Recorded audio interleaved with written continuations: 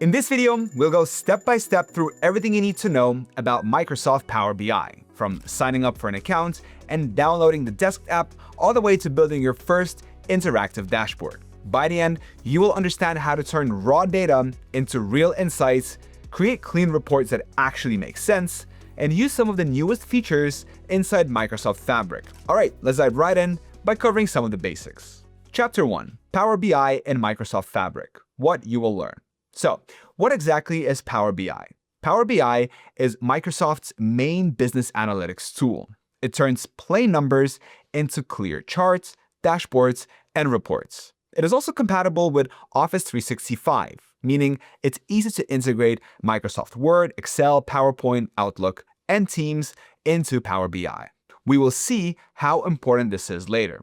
Still, Power BI is just one part of a larger system called Microsoft Fabric. This all-in-one platform combines everything from data engineering to data science, machine learning, and reporting and analysis, all in one place. Here is a quick crash course on Fabric before we move on. Fabric Essentials. Microsoft Fabric has 4 built-in tools that handle different jobs. The Data Factory moves data between sources. Synapse Data Warehouse stores large datasets. Spark helps with big data engineering, the process of cleaning, standardizing, and categorizing data. And Power BI analyzes, visualizes, and reports that data.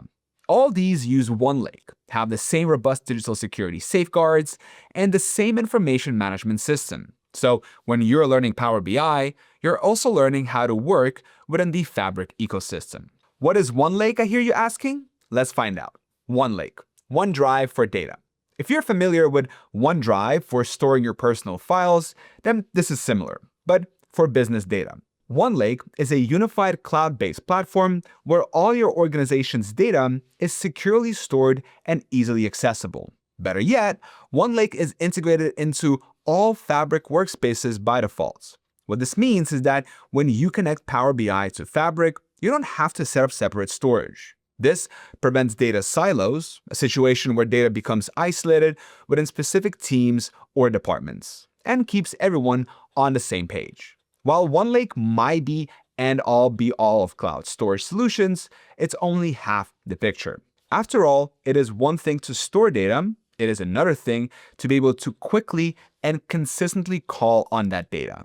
That's where OneLake's sibling comes in, Direct Lake Mode, the game changer. In the past, there were only 2 ways to load data into Power BI, either copying data directly and uploading it to Power BI, import mode, or reading it live from the source, direct query mode. Direct Lake combines the best of both worlds.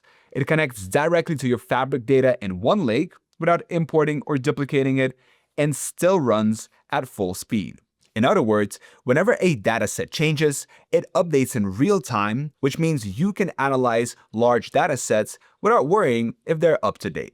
Still, data is meaningless unless you can make sense of it. Luckily, there's a basic BI workflow you can follow to get the most out of your data. The Unified Analytics Flow. Every good project in Power BI follows a simple process. Plan what you want to measure, get and clean data, connect your data sources and clean the data, model, organize tables and relationships, visualize, build charts and dashboards, and share, publish, and collaborate. We'll follow this basic 5-point plan several times throughout the tutorial. By the end, you'll go from a blank screen to a professional-looking dashboard you can glean valuable insights from and confidently present to others. So now that you know the background, let's talk about some specific. What you will learn in this tutorial. In this video, you will learn how to install Power BI Desktop, connect to data from Excel, OneLake, or the cloud, clean and prepare that data with Power Query, build relationships between tables, write simple calculations using DAX, design beautiful interactive visuals, and publish and share your dashboard with others. We will use fun, relatable examples to show you how Power BI transforms everyday data into actionable insights. By the end of this tutorial, you won't just be making charts. You will understand how to think like an analyst, how to turn questions into measurable answers, and make better decisions using data. In the next chapter, we'll install Power BI Desktop and explore its interface. Chapter 2. Install Power BI, Desktop, and First Launch. Clicking the link in the description will take you right to the official installation page. Click Download Now. A new tab will pop up, redirecting you to the Microsoft Store.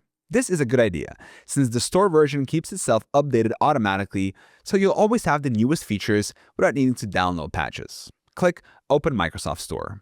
Click Get and give it a little time. If you have a reasonable internet connection, it'll be downloaded in under a minute. When it downloads, this is a good time to mention that the app is compatible with Windows 10 and 11. Still, Windows officially ended support for Windows 10 in October 2025, so I strongly recommend you update to Windows 11 anyway. It's also completely free, so there's nothing to worry about there. Alright, once the app is installed, open it. And that will take us to the Start page. In the top center of the page, you'll see your different options. In short, you can either choose to start a blank report or import data from another source. Clicking Blank Report creates an empty canvas. Let's do it. Exploring the interface. Welcome to the main workspace. For those familiar with Microsoft 365, the format should be fairly familiar. The interface combines elements of Excel and PowerPoint. It may seem overwhelming at first, but once you understand the layout, it becomes extremely intuitive. Let's break it down. In the center is your blank white canvas. That's the playground where you would drop visuals, resize them, and build report pages. Look at the very bottom. While we will start with only one tab, you can create new ones by pressing the plus icon. Each tab at the bottom represents a different report page, similar to slides in PowerPoint or sheets in Excel. Left sidebar, 5 views. Sandwiched on the left-hand side are 5 different views, or ways you can view your data. From top to bottom, these are the report view. This is where your visuals will be. Think of it almost like an executive summary page. Table view. This is where you can view your imported data in spreadsheet form, sorted by rows and columns. Model view. This is where you can see how all your data sets, for example, your tables, are connected. The lines that connect them are known as relationships, and by hovering over these lines, you can see what rows and columns are being shared between data sets. DAX query view. This is where you can extract data from your tables by using formulas, much like you would in Excel. We will see how to make data analysis expressions, DAX, in Chapter 7. Tabular Model Definition Language, TMDL view. The fifth and last view is where you can script and modify your data sets by writing and applying code. In all honesty, while this goes beyond the scopes of today's tutorial, the view of the Power BI community is that you don't need to use TMDL view often. You can get similar results using DAX instead. You can switch between these at any time by clicking their icons, but Report View is where you'll be spending most of your time. Now that we've looked at the left sidebar, please direct your attention stage right. Here, you'll see 2 expandable and collapsible panes. First is the Visualization pane. This displays all the different chart types, including bar, pie, line, map, card, and more, that you can use to make sense of your data. That's the Add Data to your visual window. Click on the File and Paintbrush icon to open the formatting settings. This is where you can format your report view to make it look professional and clean. There's also the Fields pane, where you've imported data. This pane lists every table and column. You would drag these onto the canvas to make charts. In the past, you had to use these tabs whenever you wanted to import or visualize data. Now, however, you can click directly on a visual to change it most of the time. Alright, those are the sidebars. Now let's take a look at the ribbon up top. This will feel familiar if you've ever used Microsoft Office. Tabs like Home, Insert, Modeling, and View each hold related commands. The Home tab is your main hub. That's where you'll find buttons like Get Data, Transform Data, and Publish. You can also add visuals from this tab.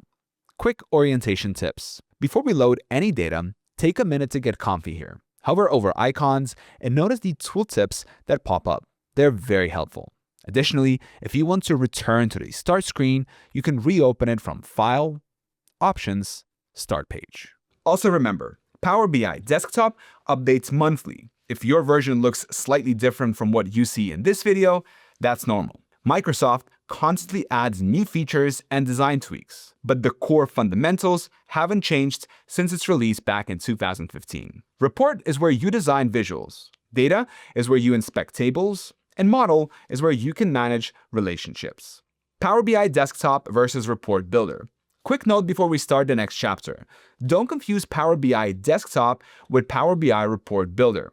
They sound familiar, but they're used for totally different things. Power BI Desktop, what we're using, is for creating interactive dashboards with visuals you can click and explore. Power BI Report Builder is designed for creating paginated reports. Think long, printable statements or invoices that resemble PDFs. If you're a beginner, ignore Report Builder for now. All your main analytics work happen right here in Power BI Desktop. All right, let's recap. You now have Power BI Desktop installed, open, and ready to go.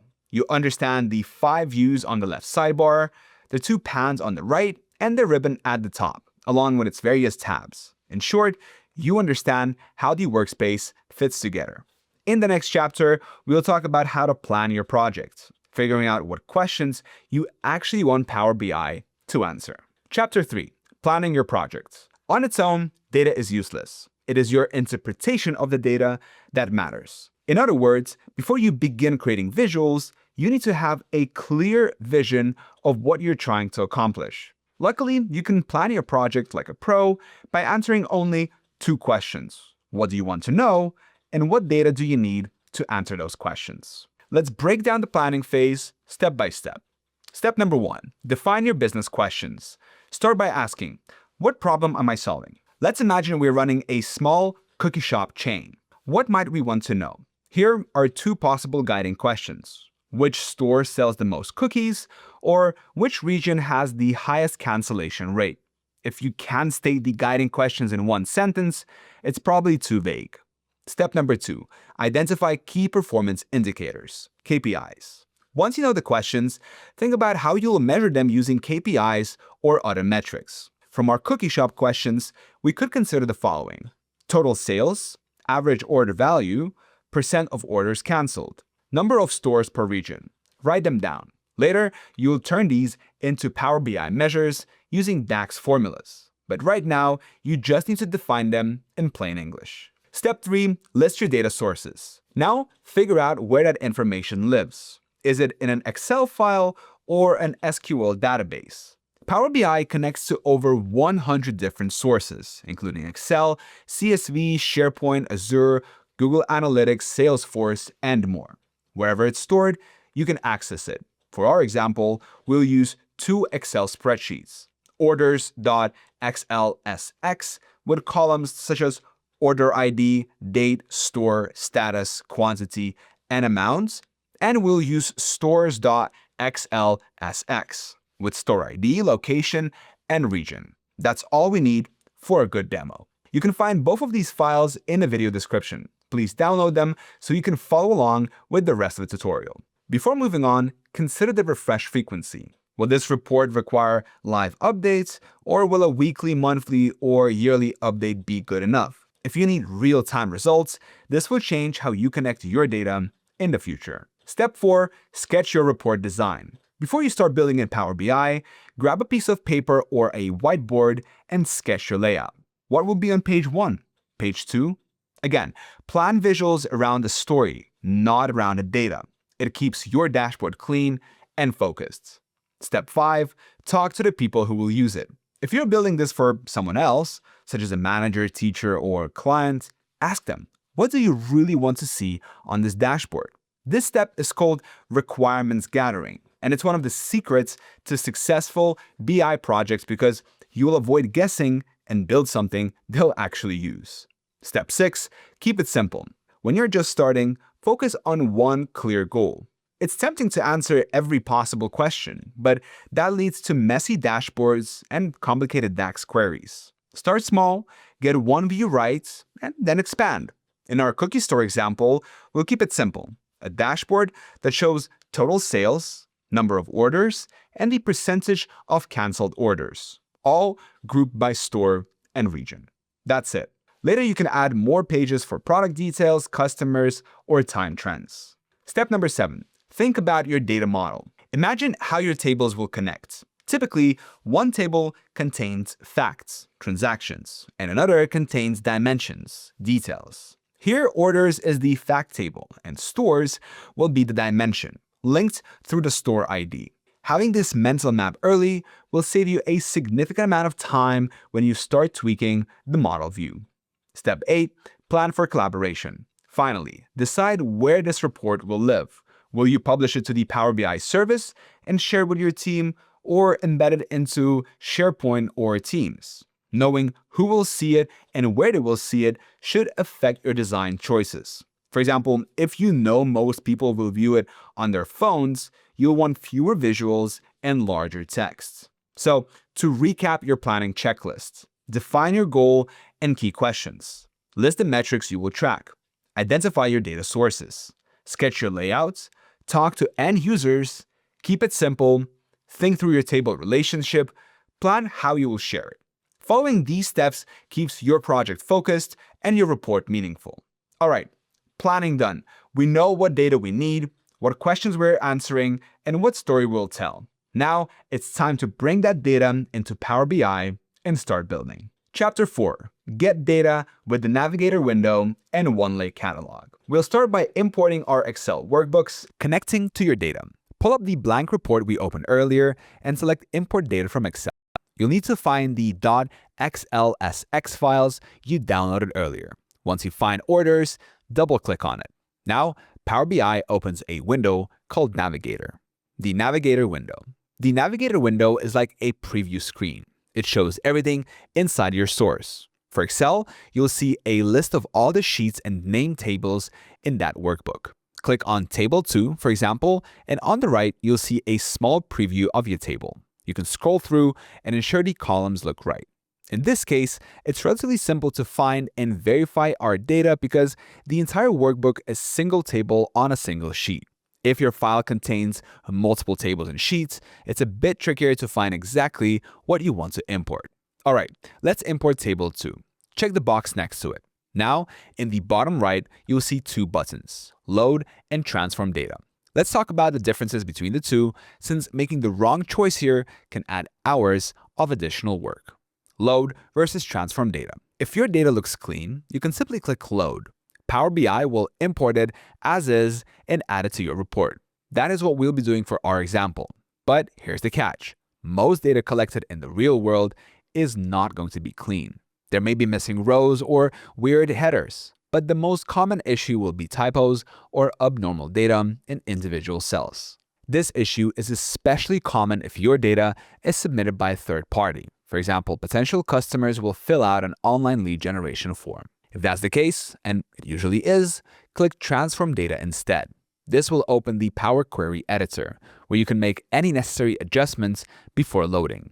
We'll go deep into that in the next chapter. But for now, just remember, load equals import now, transform equals clean it first. And if you end up loading data and later realize it needs cleaning, don't panic. You can always open Power Query later by clicking Transform Data from the Home tab.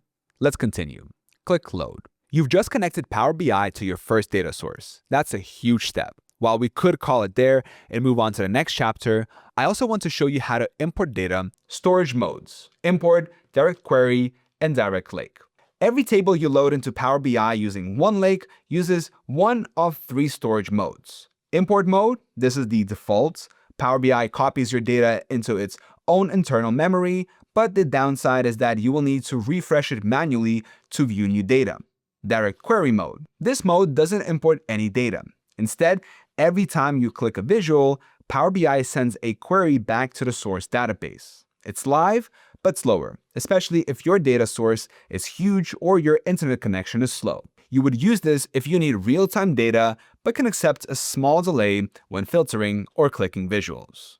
Direct Lake mode. This feature is new and limited to Microsoft Fabric subscribers. It connects directly to your data in OneLake and updates in real time with no delays. Choosing the right mode. Here's how to decide. For small Excel or CSV files, import. For live databases you can copy, direct query. For large Fabric datasets, direct lake. If your organization already uses Fabric, direct lake is the best option hands down for all your workloads. Otherwise, you'll be using a combination of direct query and import. You'll learn how to use the Navigator, how to transform data when necessary, and how to maximize the benefits of OneLake. In the next chapter, we'll open the Power Query editor and start shaping your data, removing duplicates, renaming columns, and making it clean and analysis ready. Chapter 5. Clean and transform data in Power Query. Let's see how to clean data.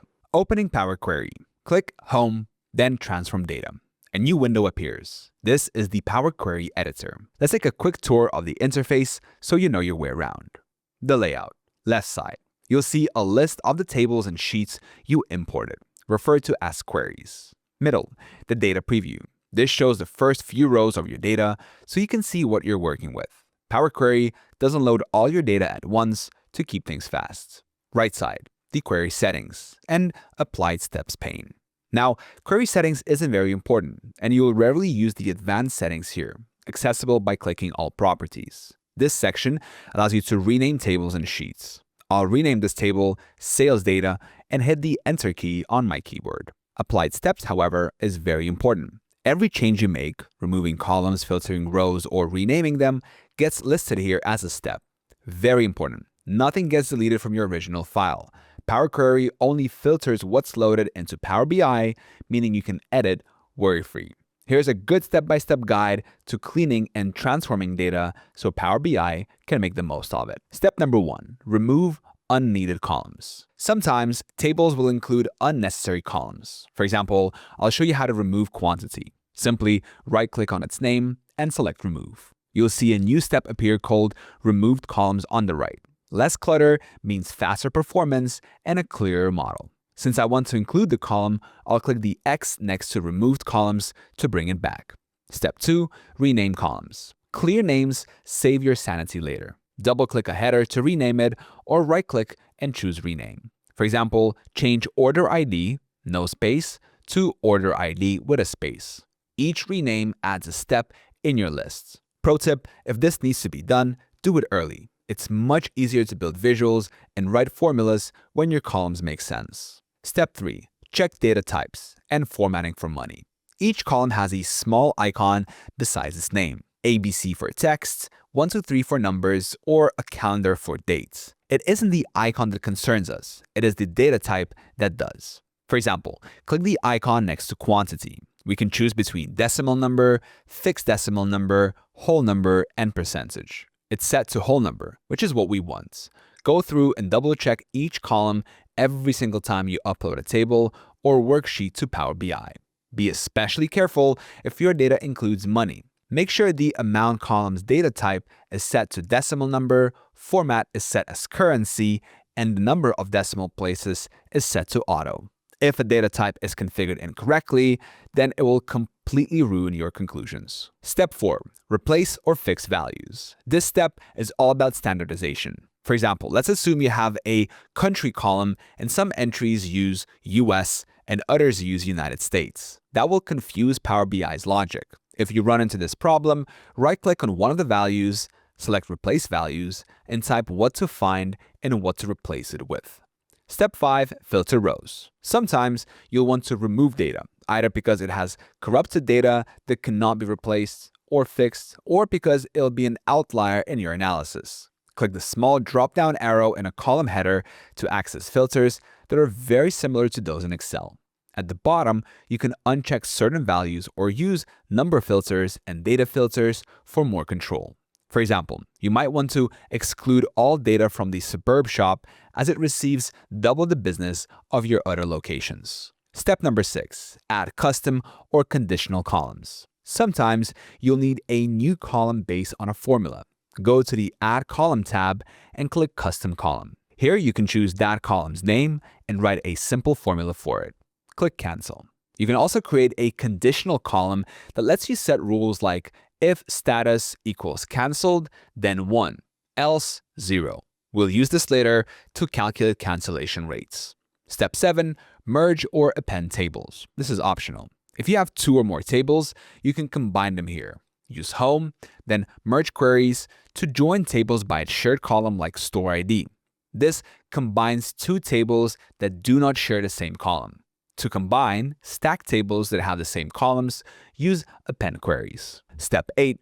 Review and apply. When everything looks clean, click Close and Apply on the top left. Power Query closes, and Power BI begins loading your refined data into the model. It shouldn't take more than a few seconds, and just like that, your messy raw data becomes structured, clean, and ready for analysis. That's it. You've mastered Power Query. You now know how to clean, rename, filter, and transform your data safely without touching the original file. Next, we'll move on to one of the most important parts of Power BI, modeling relationships. This is where your data tables start working together, unlocking insights that individual tables cannot reveal. One thing before we move on, make sure to import the Cookie Stores workbook and follow the steps we just went through. Do not merge the tables yet. We'll see how to do that in the next chapter. Make sure to rename the tables to Cookie Stores before clicking Close and Apply. Chapter 6. Model Relationships and Storage Modes. Now that your data is clean and loaded, it's time to make it smart. This is where you turn your separate tables into a connected data model, so Power BI can understand how everything relates and you can tell your story. To do that, we first need to understand fact and dimension tables. Every Power BI model is built around two main table types, facts and dimensions. If they sound familiar, that's because we briefly introduced them back in Chapter 3, Step 7. Let's look at them in a bit more detail. A fact table holds events or transactions. For example, each row in your orders table represents a single cookie order, with columns such as amount, quantity, date, status, and store ID. A dimension table provides details about those facts, such as the Cookie Stores table, which lists store names, regions, or managers. You can picture this as a star schema. Your main fact table in the center, surrounded by smaller dimension tables linked to it. This structure keeps your reports fast, clean, and easy to manage. Now that we know how our tables fit together, let's connect them. Creating and understanding relationships. Open the model view. Here you'll see all your tables as boxes. Drag Cookie Stores a bit to the right so we have more space to work with. Now, let's link our tables. Drag the store field from the Sales Data table and drop it into Location in the Cookie Stores table. A pop-up window will appear that explains what you're trying to do. The From table should be set to Sales Data, and the To table should be set to Cookie Stores. Two settings at the bottom require further explanation. The first is cardinality, which explains how the two tables relate to one another. One-to-many, one-to-one, and many-to-many. One-to-one and many-to-many are rarely used. Many-to-one is what we'll be using here because the logic says one store has many orders. The second is cross-filter direction, which determines how filters flow in Power BI. So single means that filters flow from the one side, Cookie Stores, to the many side, Sales Data. Both means filters flow both ways. For most reports, stick with single. It's safer, faster, and easier to use. Now click Save. Align now links the two tables together. That's your relationship. To make changes at any time, ensure the Home tab is opened and select Manage Relationships. Now our tables can talk to each other. Still, this is only the beginning. We have another type of table to add before we move on. Adding a date table. Most dashboards and reports incorporate time-based visuals. For example, showing changes in revenue by month or year. You can either let Power BI create an automatic date hierarchy for you or build a proper date table. To create one manually, open the table view and click New Table. Enter the formula that's on the screen right now in the formula bar and press Enter. That gives you a continuous date range. Important note, Power BI formulas differ from Excel's in one key way. Using spaces to separate different elements of the formula is the rule in Power BI, not the exception as it is in Excel. We will write more formulas later, but this is something you need to keep in mind. All right, now we need to link the new Date Table's date field to the dates in the Sales Data table. Go ahead and open Model View. Drag the new table's date field on top of the Sales Data date field and click Save. Now we'll be able to add calculated columns like month, year, and quarter using DAX functions later in this video. Still, relationships are one of the most complicated features in Power BI, and you'll have to troubleshoot them from time to time. Let's see how in the next section. When relationships go wrong. Here are a few quick fixes to try when your visuals are not what you expected. Verify that your key fields, such as store ID, don't have duplicates on the one side of the cardinality. Ensure that both columns are using the same data type, for example, whole number, date, text, etc. If Power BI creates a many-to-many relationship, rethink your table structure. You might need a bridge table or a proper dimension. A good model is clean, minimal, and logical. Every relationship should be telling a clear story. You now have a connected data model that makes sense to Power BI. Your tables are linked, your filters flow correctly, and you're ready to start performing calculations. In the next chapter, we'll bring your model to life using data analysis expressions, DAX. Chapter 7. Create measures with DAX. Now that your data model is ready, it's time to make it talk. You'll use DAX to calculate totals, percentages, averages, and KPIs that make your reports come alive. Let's start with the DAX basics. DAX isn't a programming language. It's a formula language. That means you don't build apps with it. You build calculations. If you've ever used Excel functions like sum or if, DAX's logic is very similar. The difference is that in Power BI, DAX works across multiple tables that are connected by relationships. So instead of limiting your calculations to one spreadsheet, you're able to do it across an entire data model. Types of DAX calculations. There are two main types of DAX calculations. The first is calculated columns. These work row by row, adding a new column to your table. A simple formula could be quantity, amount to create a total sales column. The other type of calculation is measures. These calculations can be called at any time and work on demand. In other words, rather than being stored in the table, they calculate results live when you use them in a visual. In Power BI, measures are king. Measures are smarter and faster, and they're what drive your charts, reports, and KPIs. Let's create our first one. How to create a measure. Make sure to have the sales data table selected in Table View. Under the Table Tools tab, click New Measure. A formula bar will appear. Type this into the formula bar. Total sales equals sum, open bracket, SA. At this point, make sure to select Sales Data Amount and hit Enter. Boom. You've just created your first DAX measure. It will appear under the Sales Data table in the Data pane using a calculator icon. And that's your first DAX function. You can already create a chart from it, but let's keep going and add another DAX formula. Example, average order value. Click New Measure, delete measure, and type the following in the formula bar. Average order value, divide, total sales, count rows, sales data. Let's head to the report view page to see what we've done. In the data pane, check the box next to the average order value. It'll open a basic chart with a single bar that tells you the average order cost. You can also check the specific value by right-clicking the chart and selecting Show as a table. The average order value was $30.87. Pretty neat. By the way, since you can easily view whatever you calculate using DAX functions on the report view using graphs, that's why I didn't bother creating an entire new column on our tables. If anything, creating an entire column in the table view only adds another layer of unneeded complexity. All right, let's create one more DAX measure.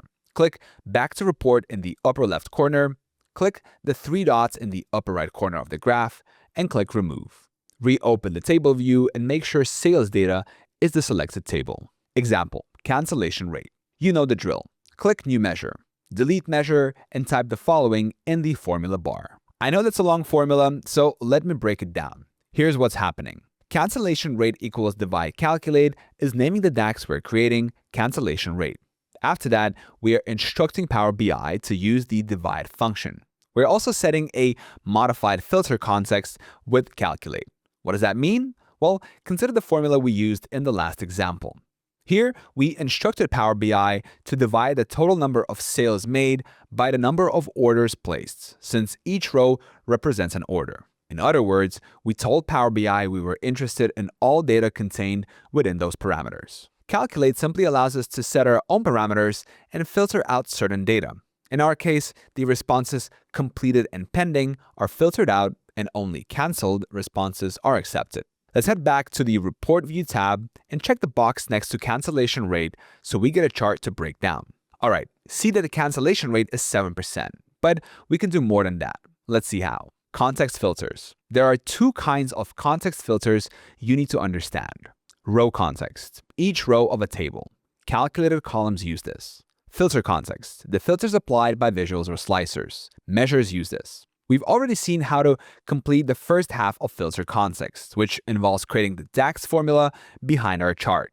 Now, let's add a slicer, a tool that adds another layer to data filtering. It filters data directly on the report page after you've applied the DAX filters. You can see if a chart has any slicers applied by clicking the funnel icon next to a chart's name. Alright, make sure to click off the chart. Look in the Visualizations pane.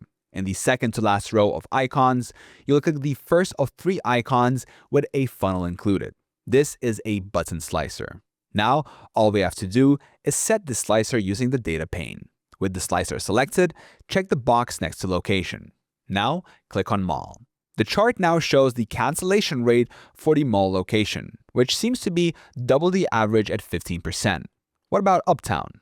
Click uptown in the slicer. The cancellation rate here appears to be only 5%, which is slightly lower than the average of 7%. Alright, this is a fairly simple example. It illustrates the crucial role DAX formulas play in the Power BI ecosystem. Let's round out this chapter with a few quick tips. Quick DAX tips for beginners. Always name your measures clearly, like average order value instead of measure 2. In the future, I recommend storing all your measures in a dedicated table to keep them in one place. Don't forget to use calculate when you want to apply conditions or filters inside a measure. Use slicers to apply conditions or filters outside of a measure. Use divide instead of a divide to avoid errors. Now you know how to create powerful, reusable calculations in Power BI. We used DAX to measure total sales, average order value, and even cancellation rate, all using just a few lines of logic. Next, we'll take these numbers and turn them into something people can actually see and understand.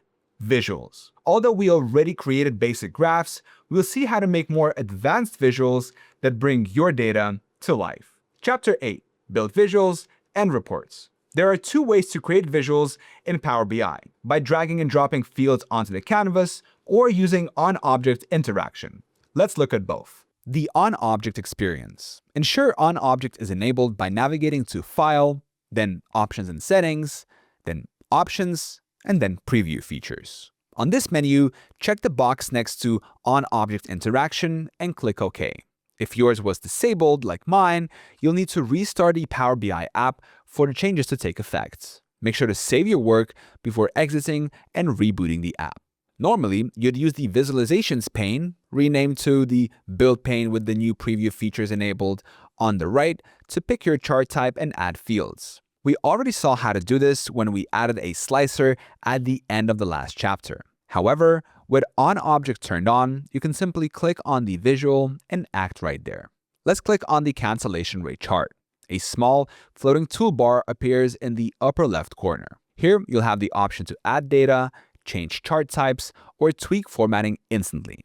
Microsoft is moving everything towards this on-screen editing style, but if you like the classic layout of the Build pane, you can always switch back. Building core visuals. Let's start designing your first dashboard page. Let's delete the chart and slicer we have on the page so we have a clean slate.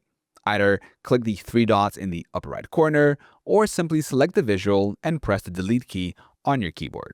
Let's create a dashboard in 4 steps. Step number 1. Add KPI cards. Right-click an empty spot on your report page. Press plus add visual. On this menu, click plus add data, then choose your total sales measure. Power BI automatically suggests a card visual because it recognizes it's just one number. Repeat the same process for your cancellation rate measure. Use different colors or icons to make them stand out. For example, I'll set the background of the total sales card to green and the cancellation rate to a light red. Click on the total sales card. You'll see a new format pane stacked on the right. The visual tab should already be open. Expand size and style. Ensure background is turned on, and expand its menu. Select the drop-down menu under Color, click More Colors, and use the slider to choose a rich green. Click on the blank canvas twice to deselect everything. Follow the same steps to turn the cancellation rates background red.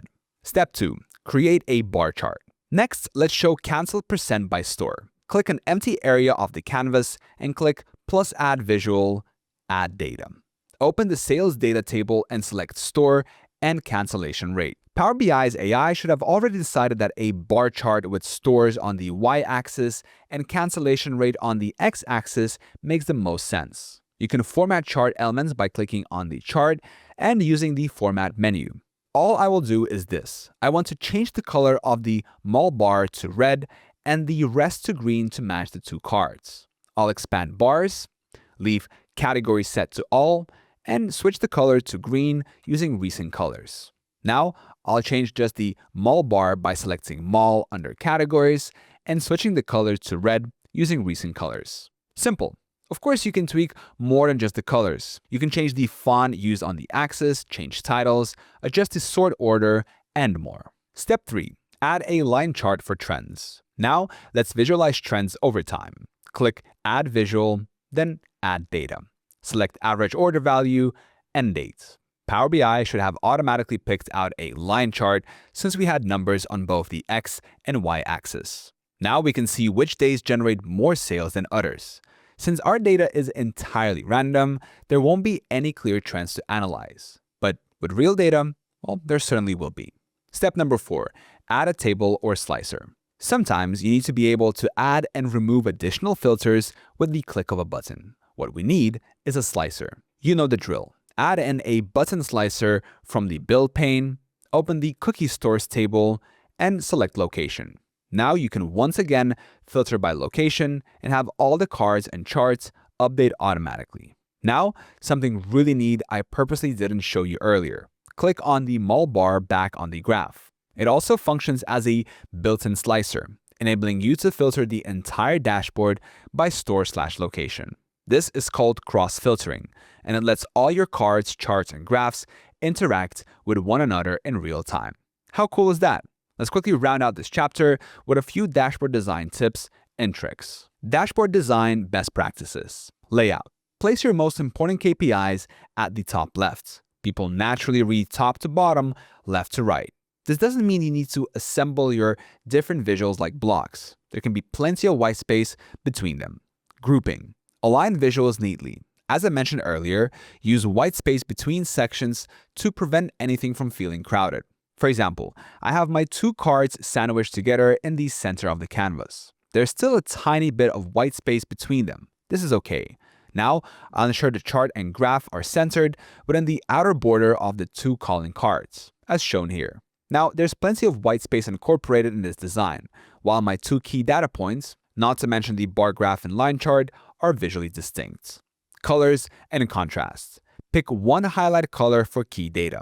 If canceled means red in one chart, keep it red everywhere. Ensure that the color stands out like a sore thumb against the rest of your color scheme to draw attention to it. Here are two more generic tips. Simplicity. Avoid 3D effects, fancy gradients, or over-the-top fonts. They add clutter, not clarity. Labels and titles. Use short, descriptive titles. For big numbers, format them simply as 3.4M instead of 3,400,000. You can adjust all of this directly on your visuals with the OnObject toolbar. Remember, your goal isn't to show everything, it's to tell a clear story. Pick only visuals that help answer your original questions from Chapter 3. You've just built your first professional-looking Power BI dashboard. Everything looks clean, consistent, and easy to read. Your dashboard now feels like a finished product, not just a bunch of charts. Alright, we've covered a lot of ground in this video. You should feel comfortable navigating Power BI and leveraging its exceptional capabilities to process large amounts of data and identify outliers, trends, and insights that can be applied in your day-to-day life. You've also got hands-on experience importing, cleaning, and transforming data from Microsoft Excel, building model relationships between tables, creating measurements with DAX functions, and building interactive visuals to let your data tell a story. I hope this was helpful. Thank you so much for watching, and I will see you in the next one.